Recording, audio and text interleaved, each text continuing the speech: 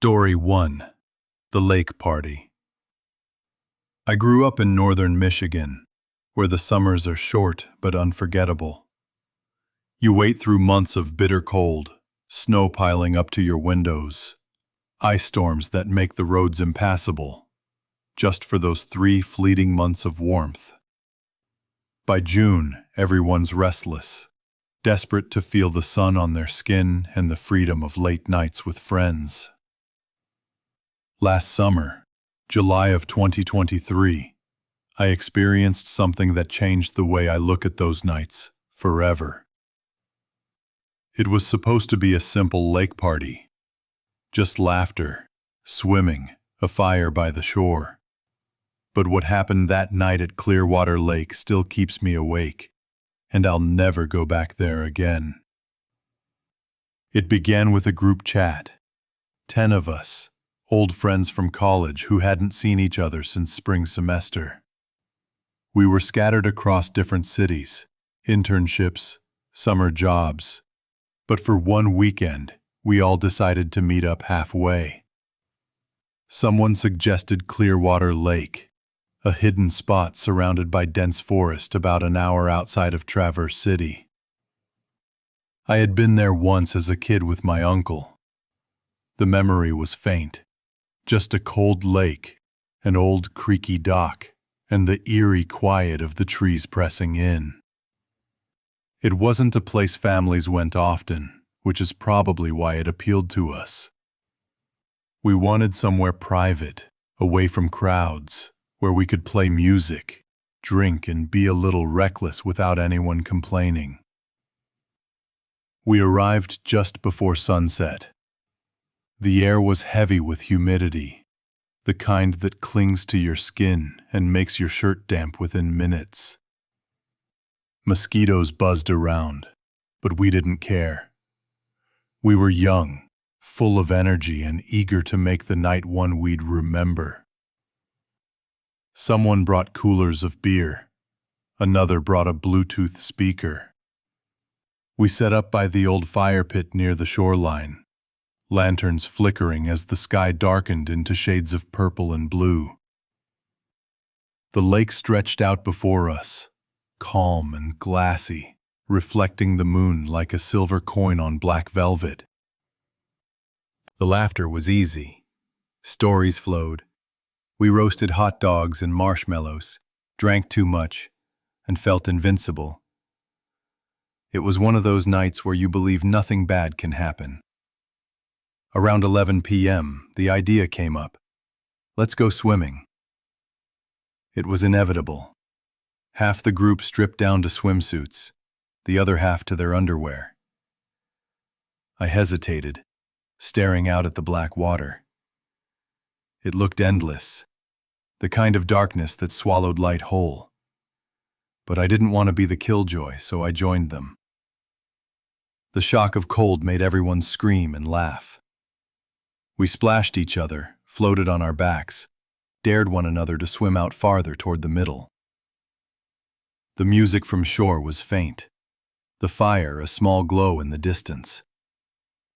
Out there, in the middle of the water, it felt like we were in another world. That's when it started. Eric was the first to notice something. He was treading water a few feet from Kayla when he froze. "Did you see that?" he whispered. "See what?" Kayla asked. He pointed at the water just beyond them. Something moved. Big, right under me. We all laughed. "It's a fish, man," someone yelled. "Don't be such a baby." But then Kayla screamed. Not the playful kind of scream. Not the joking kind you do to get attention. This was raw terror. She thrashed, kicking furiously, and swam to the dock as if her life depended on it. When she pulled herself up, dripping and pale, she was shaking uncontrollably. "Something touched me," she gasped. "It grabbed my leg. I swear to God, it grabbed me." We crowded around, but there was no mark. No bruise. Nothing. Still, the look on her face made the laughter die down. The rest of us tried to brush it off. Alcohol, dark water, nerves. It could have been weeds brushing against her. But then it happened again. Eric went under. One moment he was laughing, floating on his back, and the next he was gone. The water rippled where he had been, but there was no sign of him. At first we thought he was messing with us. "Quit screwing around, Eric," we yelled. But the seconds dragged on, and he didn't come back up. Panic set in. We dove under, searching blindly. The water was black, cold, and suffocating. My lungs burned as I swam deeper, hands clawing through weeds and mud. But I couldn't find him. Finally, someone surfaced, dragging Eric with them. He was coughing, choking, gasping for air. His face was scratched, 3 long marks down his cheek and neck. "What the hell happened?" we demanded. Eric was shivering violently, his eyes wide with fear. "It pulled me down," he stammered. "Hands. Cold hands." They wouldn't let go. Silence fell over the group. Nobody laughed this time. Half of us wanted to leave immediately, but the others tried to downplay it. "You panicked," someone said. "You scratched yourself on branches underwater." But I could see in Eric's eyes that he didn't believe that. And deep down, neither did I. We got out of the water after that, huddled around the fire again, trying to shake off the unease. The night grew colder. The forest around us unnervingly quiet. No crickets, no owls. Just the crackle of the fire and the occasional pop from the wood. Around 1 a.m., it happened again. We saw a figure. It was standing at the end of the dock, facing the lake. At first, I thought it was one of us. But then I counted. Everyone was there. 10 people sitting around the fire. The figure was tall, unnaturally thin, and completely still. "Who the hell is that?" someone whispered. We called out. No response. One of the guys grabbed a flashlight and shined it at the dock. The beam cut through the darkness, and there was nothing there. The dock was empty. We all froze, staring, our hearts pounding in unison. "Pack it up," someone finally said. Nobody argued. We threw everything into the cars, barely speaking, adrenaline buzzing in our veins. The drive back was silent, the tension so heavy you could feel it pressing down. The next morning, Eric sent us pictures. His torso was covered in scratches, red welts running down his chest and back. He swore he hadn't done it himself. When I tried to bring it up later, he shut me down immediately. "Don't talk about it," he said flatly. "I don't want to think about it." A week later, I mentioned Clearwater Lake to a coworker. Her face paled. She told me about a boy who drowned there in the 1970s during a summer party. His body was never recovered. Locals whisper that he lingers, dragging swimmers under, desperate to pull someone else down with him. I don't know if that story is true, but I do know this. Kayla was touched. Eric was pulled under, And all of us saw that figure on the dock. Clearwater Lake might look beautiful under the moonlight, but there's something in that water that doesn't belong. Something that waits. And if you're ever tempted to go swimming there on a hot summer night, take my advice. Don't. Because once it grabs you, it doesn't let go. Story 2. The Summer Rental House. Florida in July is a strange place. The air feels heavy, like the humidity itself is pressing down on your chest. Days are long, sticky, and blindingly bright. But nights, Florida nights can feel different. There's something about the stillness, the way the air carries sound, that makes the darkness seem alive. Last summer, I learned just how dangerous that feeling could be. It started when 4 of us, me, my best friend Tyler, his girlfriend Brooke, and our other buddy Josh, decided to rent a beach house for a week in Panama City Beach. We'd found it online, advertised as a classic Florida rental, half the price of anything else in the area.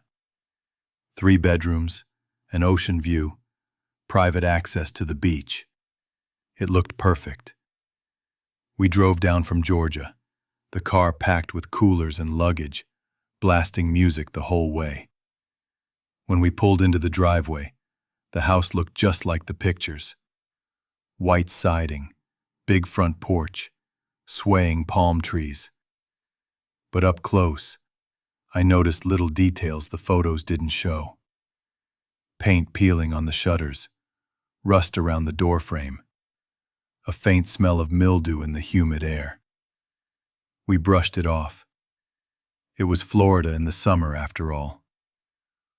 Old houses creak, and the salty air eats away at everything. The first day was amazing.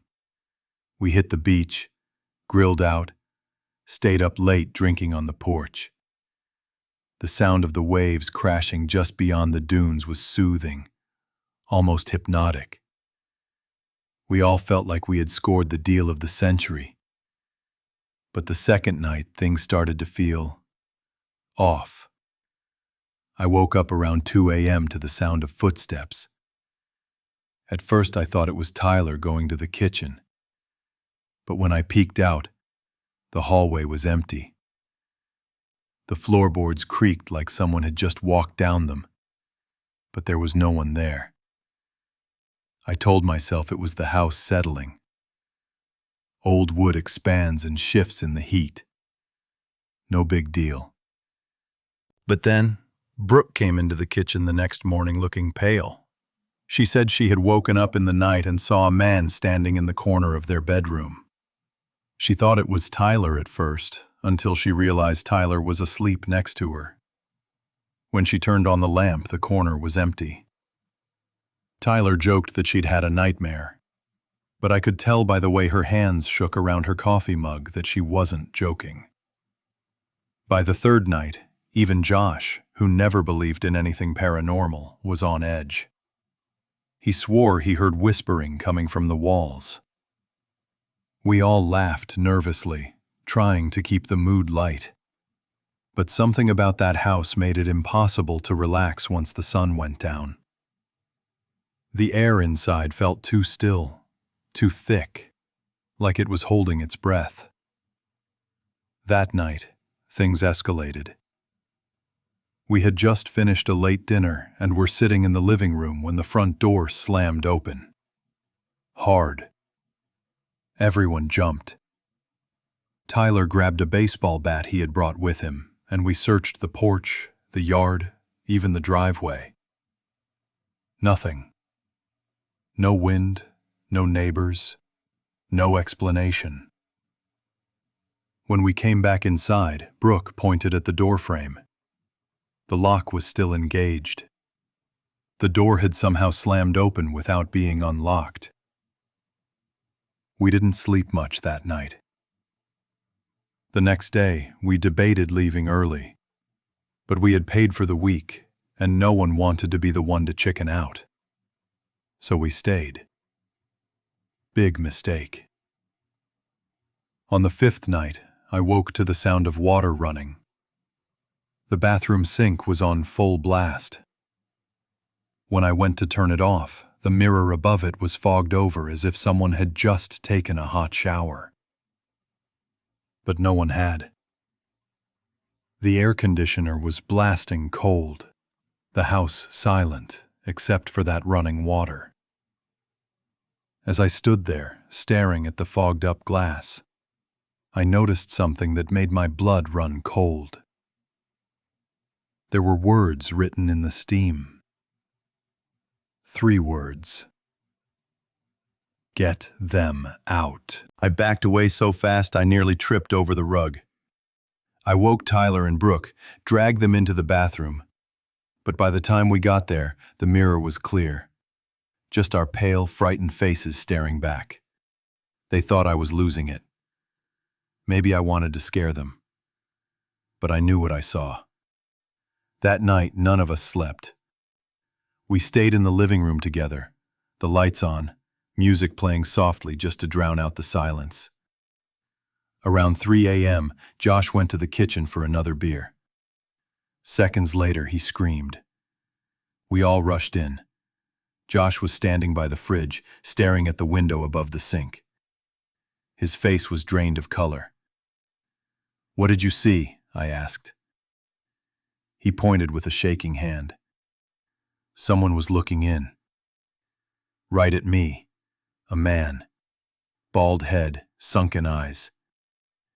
We ran outside immediately, circling the house with flashlights. The sand around the windows was smooth, untouched. No footprints. That was it for Brooke. She started crying, begging us to leave. Tyler still resisted, but by sunrise, even he agreed something was wrong. We packed up and left that morning, cutting our trip short by 2 days. Here's the part that haunts me the most. A week after we got back, I couldn't stop thinking about the house. Something told me to look it up, to dig deeper. I searched the property address and eventually found an old news article from 2009. A man had lived there, alone, reclusive, known around town as strange. One summer night, he attacked 2 tourists renting the place. The couple managed to escape and call for help, but when police arrived, the man had barricaded himself inside. He set fire to the house and died in the flames. The house was rebuilt a year later on the same foundation. Same porch. Same layout. And according to the article, the couple he attacked told police the same thing Josh had described. A bald man with sunken eyes staring at them through the window. When I read that, I felt physically sick. We weren't imagining it. Something in that house wanted us gone. And if we had stayed one more night, I'm not sure we would have made it out. So if you ever find a cheap rental house on the Florida coast, one that seems too good to be true, trust your gut. Don't ignore the warning signs. Because some houses remember, and some people never leave. Story 3. The Midnight Hitchhiker. Every summer, thousands of college kids pack up their cars and hit the highways, chasing freedom, beaches, and adventure. There's nothing like driving with the windows down, warm night air rushing in, music blasting, endless roads stretching before you. But some roads hide things you don't expect. Things you don't want to see. Last summer, I found myself on one of those roads. It was late June 2023. I was 21, just finished my junior year of college. I didn't have much money, but I wanted an adventure, so I planned a road trip across the Southeast. Georgia, Alabama, Mississippi, Louisiana, Florida. I was going to see it all before my summer job started in August. One night I was driving through northern Alabama, cutting across a stretch of highway I'd never been on before. It was close to midnight, humid even with the windows down, and my phone had no signal. Just me, my beat-up Honda, and a 2-lane road through endless pine forest. That's when I saw him. A figure on the side of the road, his thumb stuck out, asking for a ride. Normally, I'd never stop. Hitchhikers are risky. But something about this guy made me slow down. Maybe it was guilt. It was hot, late, and he looked rough. Or maybe it was curiosity. He was tall, gaunt, dressed in jeans and a faded flannel even though it was sweltering outside. His face was pale, almost gray in the headlights. I rolled down the passenger window. "Where you headed?" I asked. "South," he said simply. His voice was flat, low, almost hollow. I hesitated, then unlocked the door. "Hop in."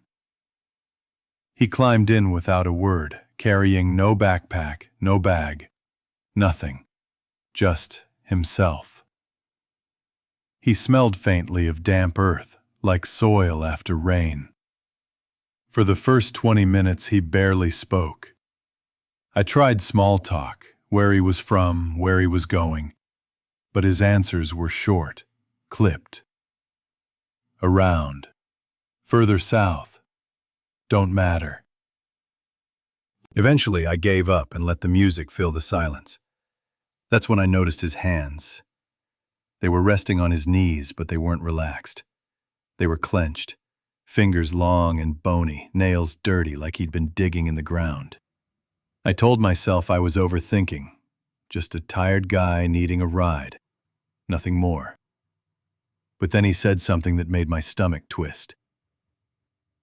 "You should slow down," he murmured. I glanced at the speedometer. I was going 65. "Why?" "There's a sharp curve ahead." The thing is, I didn't know this road. Never been on it before. And yet less than 30 seconds later, the headlights swept over a curve so sharp I nearly missed it. My heart pounded as I eased around it. "Lucky guess," I muttered, but he didn't respond. The silence grew heavier. A few miles later, I tried again. "So, how long you been out here?" He turned his head slowly toward me. His eyes caught the dashboard light, dark, hollow, almost lifeless. "Too long," he whispered. I laughed nervously, but he didn't smile. The next hour dragged on, the road endless, the air in the car thick. Then he spoke again, so suddenly I jumped. "You shouldn't go to the next town." I frowned. "Why not?" "Bad things there," he said simply. "Better to drop me before." I wanted to ask what he meant, but something about his tone made me stay quiet. Finally, a green highway sign appeared. "Next town, 12 miles. "Almost there," I said, trying to sound casual. But when I glanced at the passenger seat, he was gone, just gone. The seat was empty. No sound of a door opening, no shift in air, nothing. I slammed the brakes, my tires screeching on the pavement. My heart thundered as I pulled to the shoulder, jumping out with a flashlight. The road was empty. The forest on both sides silent. There was no trace of him. I stood there shaking, the hot night buzzing with cicadas, trying to convince myself I was imagining things. Finally, I forced myself back into the car and drove on, the hairs on my neck standing the whole way. When I reached the town, I saw flashing lights. Police cars, ambulances, fire trucks, chaos spilling out onto the road. There had been a massive pileup on the highway just minutes before I arrived. I sat there, stunned.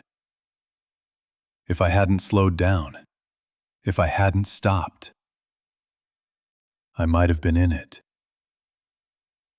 The man had warned me, or something had.